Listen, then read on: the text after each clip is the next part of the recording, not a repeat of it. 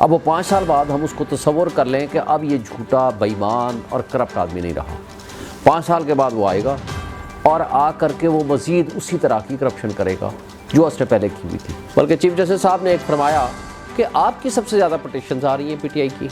میں نے کہا پٹیشنز وہ لائے گا جو مظلوم ہوگا. آج جو ہمارے ساتھ ظلم ہو رہا ہے، جو زیادتی ہو رہی ہیں اور تمام ادارے مل کے ہمارے ساتھ زیادتی کر رہے ہیں.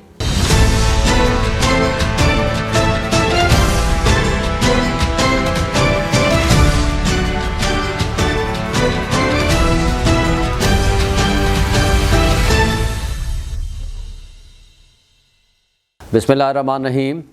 آج کے ہمارا جو مین موضوع ہے وہ تاحیات نااہلی اور level playing field P T I کے لیے. یہ 2 مین موضوعات ہیں. دیکھیں، تاحیات نااہلی کے ایشو کے اوپر پی ٹی آئی کے بہاف پہ میں نے آرگومنٹس کیے تھے اور کانسٹیٹیوشنل انٹرپریٹیشن کی جو ہم تک تعلق تھا میں نے اس میں اپنا پوائنٹ آف ویو دیا تھا، بڑا واضح اور سمپل. دیکھیں، جب سپریم کورٹ یا کوئی کورٹ آف لا کسی شخص کو ایک ڈکلیئر کر دیتی ہے کہ یہ صادق و امین نہیں ہے، وہ کرپشن میں ملوث ہے، یا کسی حوالے سے اس کے خلاف ایسی ایویڈنس موجود ہے کہ اس کو ایک کورٹ آف لا جھوٹا، بے ایمان اور ایک لحاظ سے ڈس آنیسٹ پرسن ڈکلیئر کر دیتی ہے، اب وہ 5 سال بعد ہم اس کو تصور کر لیں کہ اب یہ جھوٹا، بے ایمان اور کرپٹ آدمی نہیں رہا. 5 سال کے بعد وہ آئے گا اور آ کر کے وہ مزید اسی طرح کی کرپشن کرے گا جو اس نے پہلے کی ہوئی تھی.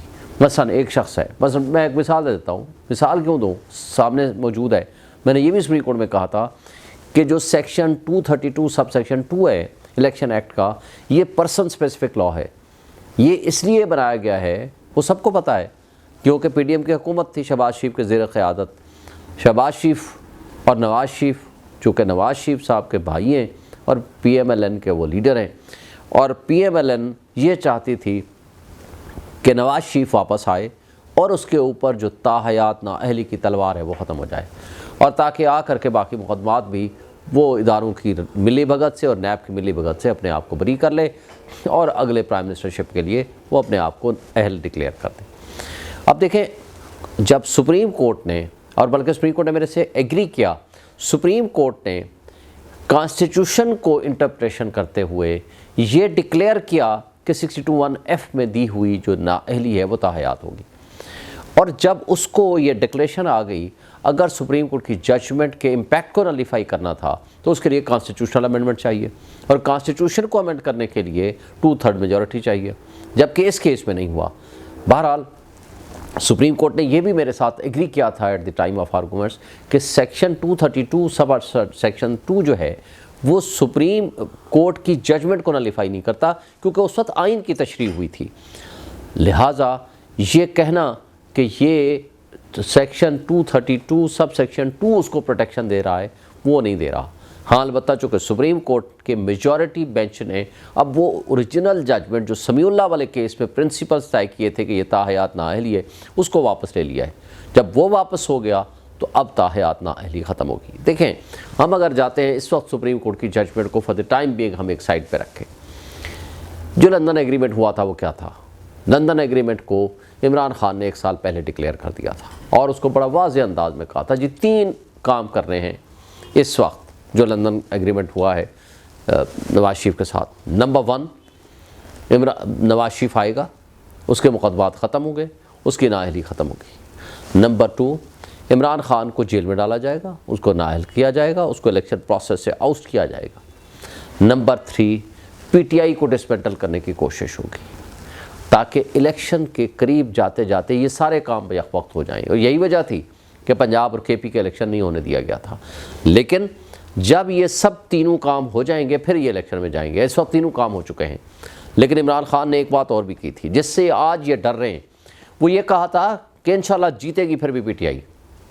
آج آپ گراؤنڈ پہ اٹھا کے دیکھ لیں، ہمارے ایک دوست نے، گوہر سیال نے، میرے والے حلقے میں 47 میں ایک سروے کیا. اس کے اندر اس کی رپورٹ کے مطابق پی ٹی آئی کا جو ووٹر تھا، انہوں نے بائی نیم کہا شعیب شاہین ورسز متوقع کینڈیڈیٹ ڈاکٹر طارق فضل. اس کے اندر جو انہوں نے سروے اپنی رپورٹ جاری کی، اس کے اندر لکھا کہ جناب 97 ووٹس شعیب شاہین کے لیے اور ٹوٹل 13 ووٹ وہ ڈاکٹر طارق فضل کے لیے. اب یہاں سے آپ اندازہ لگاؤ یہ 90% پلس یہ رزلٹ ہے. یہ ہے آپ کا ایکچول پبلک کا جو ریسپانس ہے وہ آپ کے سامنے آ رہا ہے. اور صرف ایک حلقے کا نہیں, آپ کہیں بھی چلے جائیں آپ کو نظر آ جائے گا. اب مسئلہ کیا ہے اور تکلیف کیا ہے ان کو؟ مسئلہ اور تکلیف یہ ہے کہ ساری حرکتیں کر بیٹھے, سارے طریقہ واردات اڈاپٹ کر بیٹھے, سارا جو ایلیٹ کیپچر ہے وہ سب کے سامنے نظر آ چکا ہے. یہ سب کچھ ہونے کے باوجود بھی سچویشن یہ ہے کہ ان کے پاس کوئی اور ریزن نہیں ہے کہ کس طریقے سے ہم عمران خان کو زیادہ دیر کے لیے جیل میں رکھیں, اور اس کے نتیجے میں ہم کیا کر سکیں, اس کے لیے ان کے پاس کوئی آپشن موجود نہیں ہے. دیکھیں ہم اگلے موضوع کی طرف جاتے ہیں, لیول پلینگ فیلڈ. آج سپریم کورٹ میں بھی کیس لگا تھا, بلکہ چیف جسٹس صاحب نے ایک فرمایا کہ آپ کی سب سے زیادہ پٹیشنز آ رہی ہیں پی ٹی آئی کی. میں نے کہا پٹیشنز وہ لائے گا جو مظلوم ہوگا. آج جو ہمارے ساتھ ظلم ہو رہا ہے, جو زیادتی ہو رہی ہیں اور تمام ادارے مل کے ہمارے ساتھ زیادتی کر رہے ہیں, ہم ہی پٹیشن لائیں گے نا. تو یہ بات بھی واضح کی میں نے. آج عمران خان صاحب کے ساتھ ملاقات تھی کیسز سے جیل میں, الحمدللہ آج بھی انہوں نے ہمیں ڈائریکشنز دیں, انسٹرکشنز دیں. انہوں نے بڑا واضح کھل کے کہا, بلکہ میڈیا سے بھی بات, انہوں نے کوئی کوشچن کیا چلتے ہوئے تو انہوں نے اس کا جواب بھی دیا. انہوں نے اکانومسٹ کی رپورٹ کے بارے میں بات کی کہ بھائی وہ ان کا آرٹیکل, انہوں نے کہا میں اس کو اون کرتا ہوں, میں نے ڈکٹیٹ کرایا ہے. اور دوسری بات یہ ہے کہ جو انہوں نے یہ بات کہی کہ دیکھیں اس ملک کی بقا کس میں ہے, اس ملک کی بقا صرف اور صرف فری اینڈ فیئر الیکشنز میں ہے. جتنی آپ دھاندلی کریں گے, جتنا آپ مصنوعی قسم کی لیڈرشپ لانے کی کوشش کریں گے, نہ ان میں کیپیسٹی ہے, نہ وہ کر سکیں گے لولی لنگڑی قسم کی حکومت.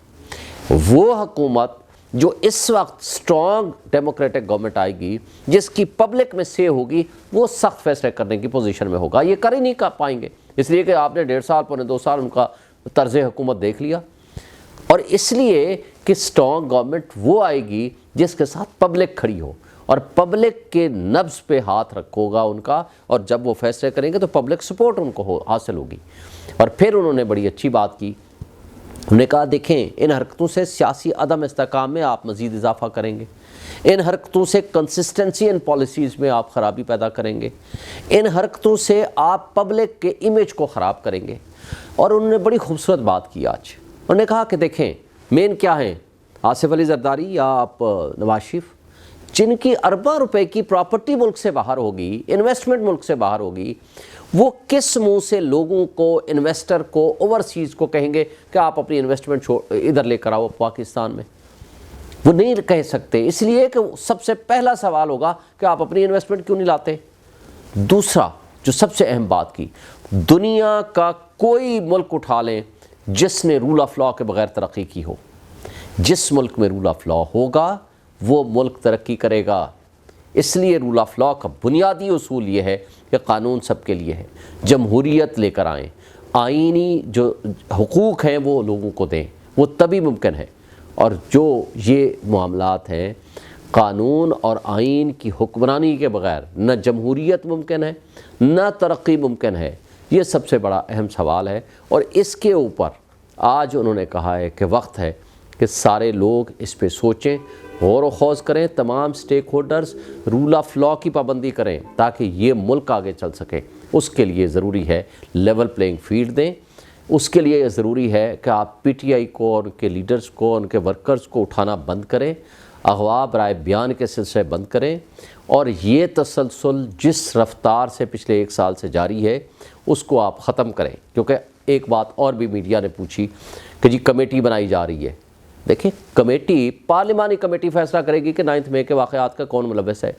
انہوں نے بڑی خوبصورت بات کی, انہوں نے کہا آپ صرف 2 باتوں کا جواب دے دو. پہلے دن سے میں کہہ رہا ہوں جوڈیشل کمیشن بناؤ, جو انڈیپینڈنٹ کمیشن ہو, وہ جو ساری تحقیقات کرے.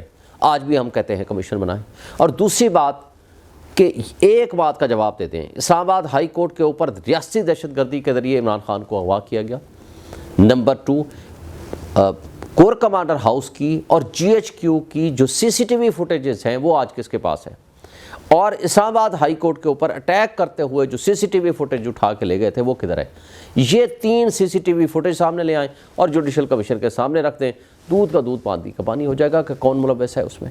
تو بات یہ ہے کہ ہم یہ کہتے ہیں کہ ملک کو آگے لے جانے دیں۔ جس ملک میں خدا نخواستہ جس گھر میں آگ لگی ہو، سب کو چاہیے مل کے اس کو بجھائیں، نہ کہ اس میں اضافہ کریں۔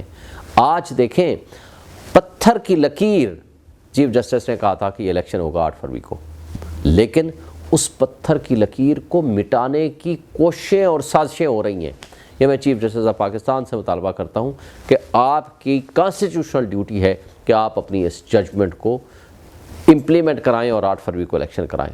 لیکن الیکشن کمیشن کی صرف یہ ذمہ داری نہیں ہے کہ وہ خط لکھ دے یا وہ لیٹر بھیج دے، اس کی یہ بھی ذمہ داری ہے کہ وہ فری اینڈ فیئر الیکشن کو پابندی سے کے ساتھ اس کو آرگنائز کرے، کنڈکٹ کرے، اور جو اس کو نہ کرانے کے ذمہ دار ہیں ان کے خلاف ایکشن لے، جس کی سب سے بڑی ذمہ داری اس وقت بھی چیف سیکرٹری پنجاب اور آئی جی پنجاب اس ذمہ داری کو نہ صرف وائلیٹ کر رہے ہیں بلکہ ان کے لیے راستے میں رکاوٹیں پیدا کر رہے ہیں۔ اگر الیکشن کمیشن انڈیپینڈنٹ ہے، آزاد ہے اور اس کی نیت ہے فری اینڈ فیئر الیکشن کرانے کی، تو ان کو ان 2 اشخاص کو تبدیل کرانا پڑے گا، اور اگر تبدیل نہیں کرائیں گے تو ہم سمجھیں گے کہ پھر الیکشن کمیشن بھی سہولت کاری کر رہا ہے۔ آج اتنا ہی، کل پھر ملاقات ہوگی۔